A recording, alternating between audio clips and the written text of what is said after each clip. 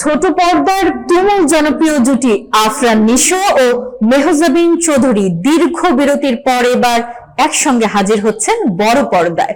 নাটকে এই জুটির রসায়ন দর্শকদের হৃদয়ে আলাদা জায়গা করে নিয়েছিল। তবে নিশো সিনেমায় ব্যস্ত হয়ে পড়ায় দীর্ঘদিন তাদের একসঙ্গে দেখা যায়নি। অবশেষে সেই অপেক্ষার অবসান ঘটতে যাচ্ছে।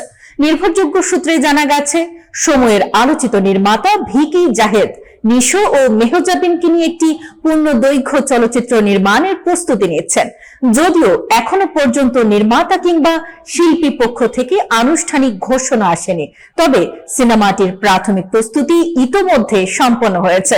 শিগগিরই বড় পরিসরে বিস্তারিত জানানো হতে পারে বলে সংশ্লিষ্টরা জানিয়েছেন। এর আগে ভিকি জাহেদের পরিচালনায় ওয়েব ফিল্ম রেড রাম এই জুটিকে একসঙ্গে দেখা গিয়েছিল, যা দর্শকদের মাঝে ব্যাপক সাড়া ফেলেছিল। ফলে নতুন এই সিনেমা ঘিরে দর্শকদের আগ্রহ তুঙ্গে। বর্তমানে আফরান নিশো ব্যস্ত সময় পার করছেন রেদওয়ান রনি পরিচালিত দম সিনেমার কাজ।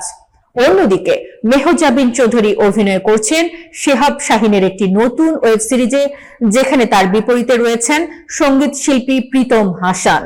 বড় পর্দায় এই জনপ্রিয় জুটির প্রত্যাবর্তন নিয়ে ইতিমধ্যে দর্শকদের মাঝে শুরু হয়েছে আলোচনা।